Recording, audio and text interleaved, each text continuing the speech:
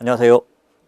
자, 1순환 내구관리반 OX 1회 시작하도록 하겠습니다. 1번 볼게요. 자, 재범의 위험성을 보호가무 요건으로 하지 않는 보호가무를 선거하도록 규정한 이런 법률 조항이 있네요. 자, 요거 재범의 위험성이 인정되지 아니한 때에는 가무 청구를 기각할 수 있다라고 해석을 해줄 수 있겠느냐? 우리 헌법재판소 입장은 그렇게 해석해 줄 수는 없다는 거죠. 여기서는 그렇게 해석하는 것은 문의적 관계를 벗어난 것이 아니므로 허용된다 했으니까 틀리는 부분입니다.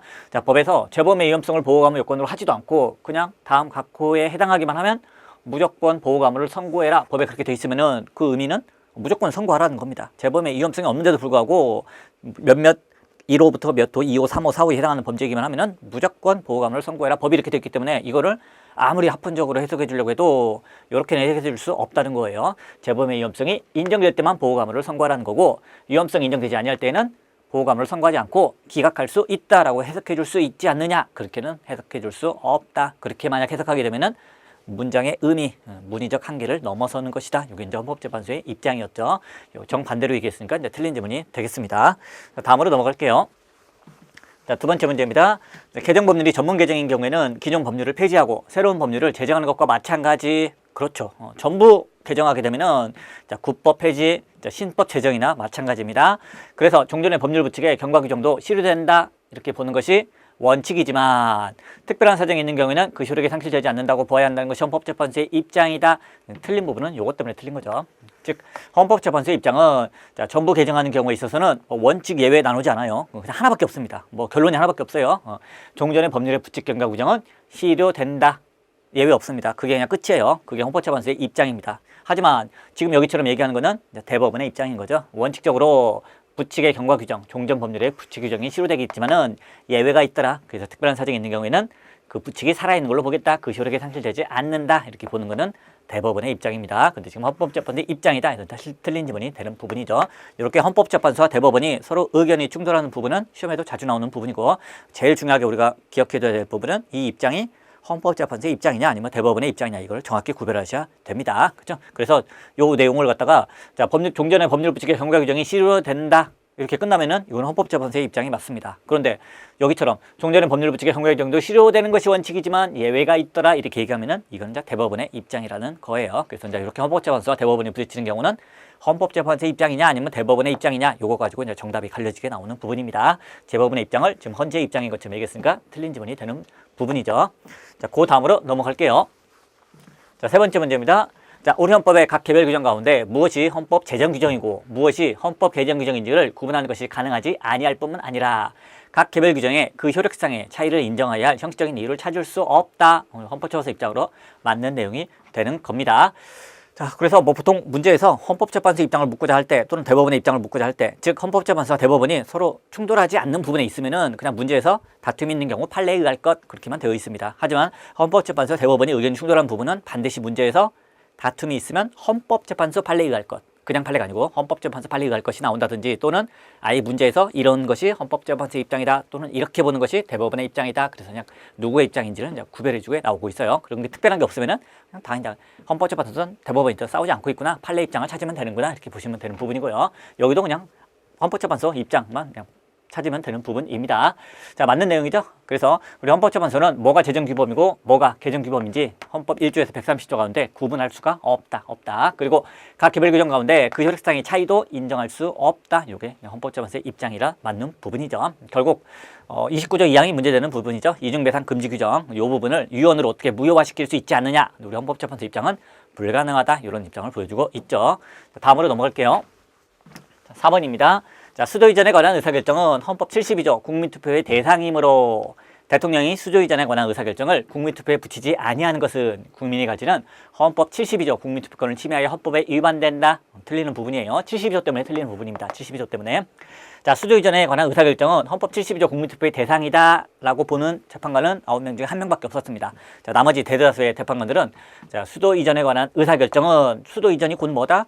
관습헌법을 바꾸는 거다. 따라서 헌법 개정 절차인 130조를 따라야 되고 130조 국민투표를 거쳐야 되는 것이다. 72조가 아니고 130조 국민투표를 거쳐야 되는 걸로 봤습니다. 따라서 130조 국민투표를 거치지 않고, 즉 헌법 개정의 방법을 취하지 않고 단순히 법률 제정으로서 수도를 바꾸겠다, 그렇게 하면은 결국 법률만 개정할 때는 국민투표가 필요 없죠. 그래서 국민투표에 붙이지 않게 될 것이고, 만약 그렇게 되면은 그거는 국민이 가지는 국민투표권을 침해하여 헌법의 위반인데 몇 조? 72조가 아니고 130조. 130조 국민투표권을 침해하여 헌법에 위반된다. 요게 이제 최종 결론이 되는 겁니다. 그래서 72조 빼고 나머지 내용은 다 맞아요. 72조 빼고 나머지는 다 맞습니다. 뭐 때문에 틀린 거다? 결국 130조인데 72조로 바꿔서 틀린 부분이에요. 그래서 9명의 재판관 중에 1명은 이거는 애초에 우리가 심사할 게 아니다. 각하를 시켜야 된다. 그리고 나머지 8명은 아니다. 이거는 본안 판단해야 된다. 8명 중에 7명은 130조 위반이다. 이렇게 받고 딱 1명만 72조 국민투표권 침해다. 이렇게 봤던 부분이에요. 그 최종 결론은 72조가 아니라 130조다. 그걸 조심하시면 되는 부분이죠. 다음으로 넘어갈게요. 자, 5번입니다. 1960년 헌법이 1969년 헌법은 대통령뿐만 아니라 국회의원 선거권자 50만인 이상의 국민에게도 헌법 개정에 제한을 인정하였다. 자, 헌법 개정 제한을 누가 할 수 있도록 되어 있는지 이런 부분들 까다로운 부분입니다. 자, 1960년 헌법이 1969년 헌법이라고 물어봤는데 결국 이게 어떤 헌법입니까? 3공화국 헌법이죠. 3공화국 헌법이 1960년 헌법과 69년 헌법입니다.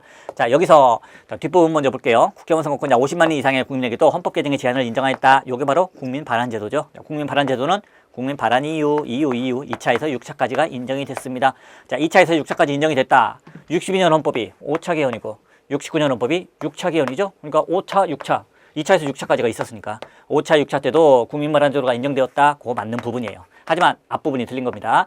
대통령에게도 인정되었느냐? 그렇지 않다는 거. 앞부분이 틀린 부분이죠. 그래서 3공화국 헌법의 특징, 헌법 개정 제한권자 중에 누가 빠져 있다? 대통령이 빠져 있다는 게 특징입니다. 그렇죠? 근데 여기는 3공화국 헌법에서는 대통령도 있고 제한을 할 수가 있었고 국민들도 제한을 할 수가 있었다. 대통령이 제한할 수 있었다는 부분이 틀린 지문이 되는 부분이죠. 자, 그 다음으로 넘어갈게요.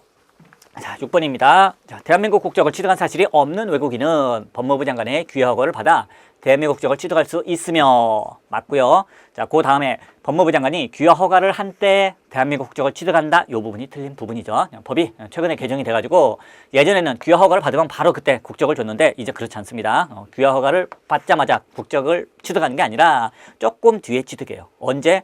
선서하고 증서 받았을 때, 그죠? 선서와 증서 그때 시기로 조금 늦춰졌다는 거 개정법이니까 중요한 부분이죠. 다음으로 넘어갈게요. 7번입니다. 대한민국 국적을 상실한 자는 대한민국의 국민만이 누릴 수 있는 권리 중 대한민국의 국민이었을 때 취득한 것으로서 양도할 수 있는 것은 양도해야 됩니다. 법에서 뭐 1년 내에 양도해라, 뭐 5년 내에 양도해라 정해져 있으면 그때 양도하면 되겠지만은 따로 법령에 정해진 바가 없으면 원칙적으로 몇 년 내에 국민에게 양도해라? 3년입니다. 3년. 그죠? 그래서 우리 국적법에서는 1년이라는 숫자가 자주 나오지만은 자, 이렇게 3년이라는 숫자가 나오는 경우가 있어요. 시험에 자주 나오는 지문이니까 기억을 하셔야 됩니다. 3년. 맞는 지문입니다. 다음으로 넘어갈게요. 자, 8번입니다. 자, 우리나라 정부가 일본군 위안부 피해자들의 배상 청구권이 한일협정에 의하여 소멸되었는지 여부에 관한 한일 양국 간 해석상 분쟁이 있네요. 자, 이 분쟁을 한일협정 3조가 정한 절차에 따라 해결해야 할 의무는 헌법에서 유래하는 자기 의무이다. 맞는 내용입니다. 결국 뭐랑 연결되는 건가요?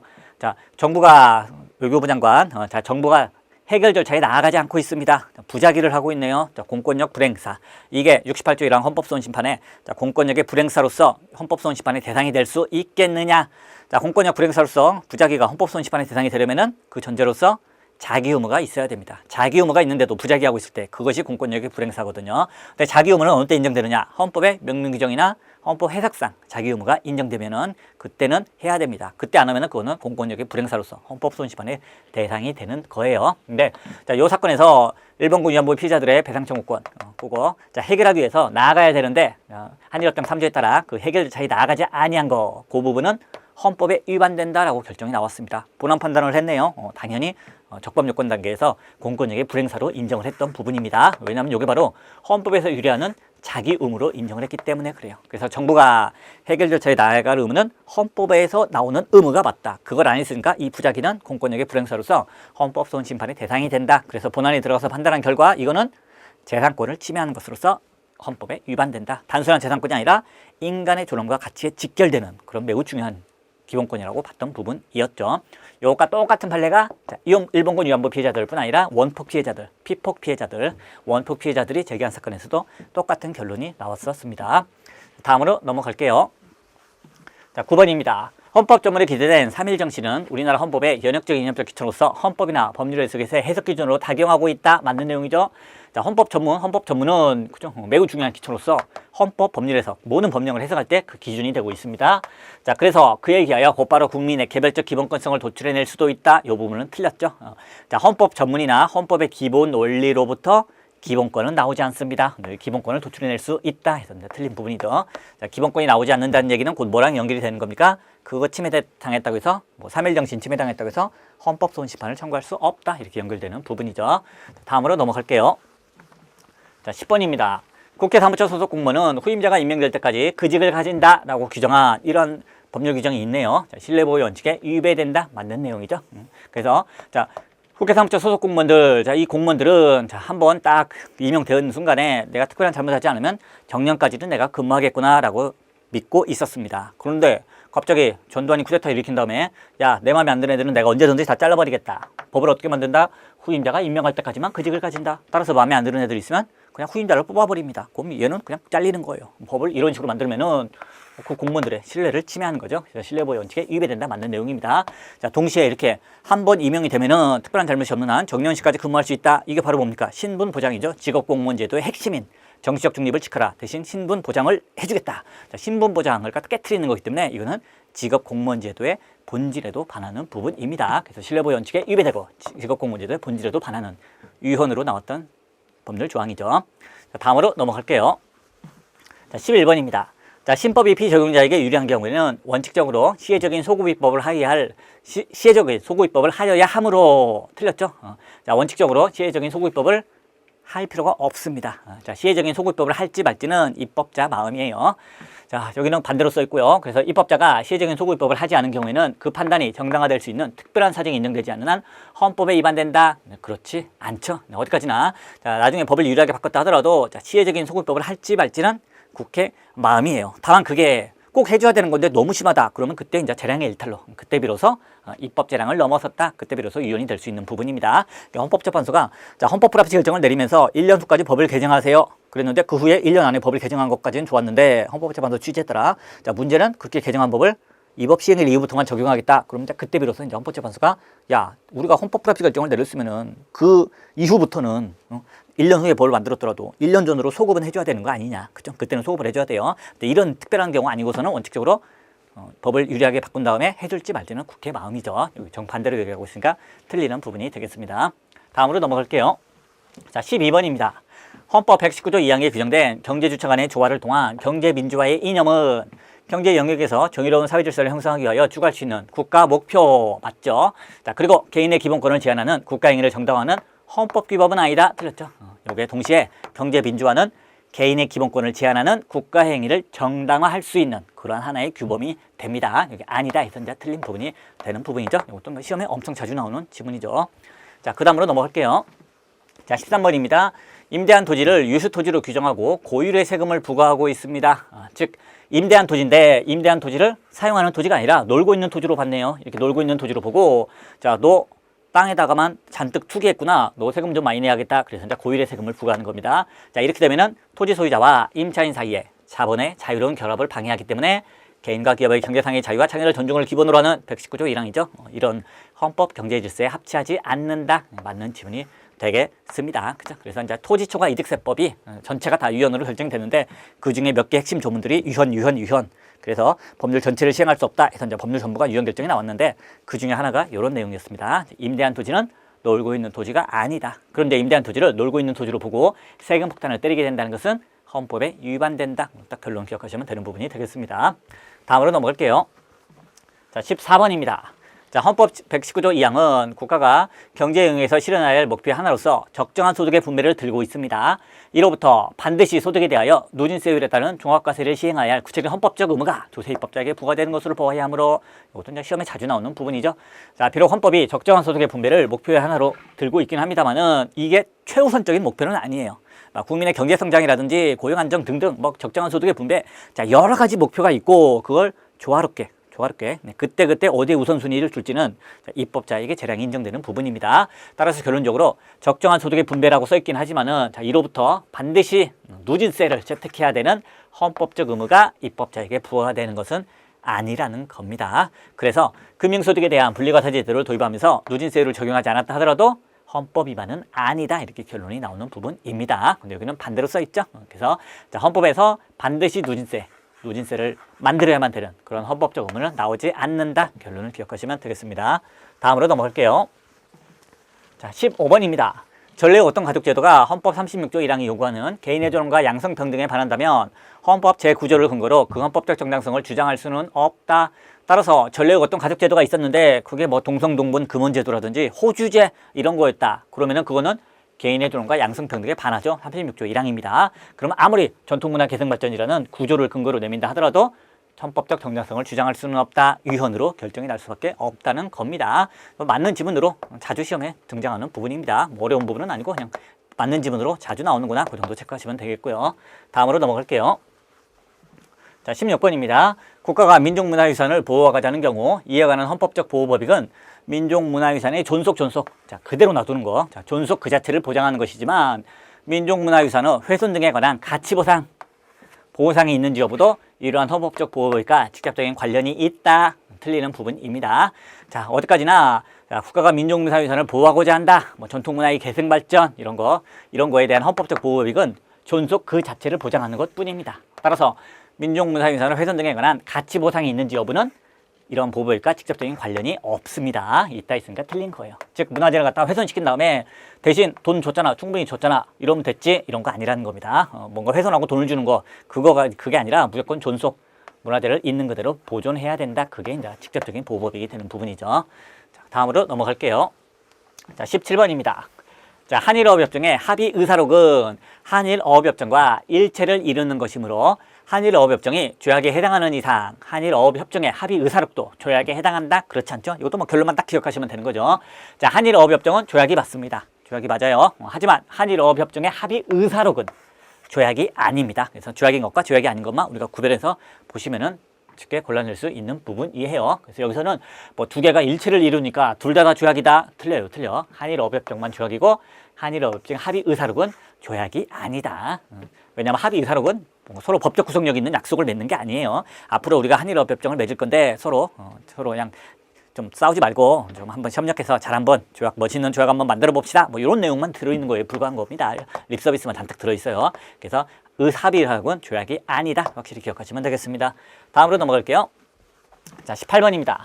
자, 마라케시 협정에 의하여 관세법 위반자의 처벌이 가중된다 하더라도 예를 들어 법률에 의하지 아니한 형사처벌이라거나 행위시의 법률에 의하지 않은 형사처벌이라고 할 수 없다. 다 맞는 내용이죠. 결국 이 사람이 문제됐던 거는 내가 관세법 위반을 했는데 왜 내 처벌을 가중하느냐. 법률을 들고 와봐. 어느 법에 나를 가중처벌하게 돼 있느냐.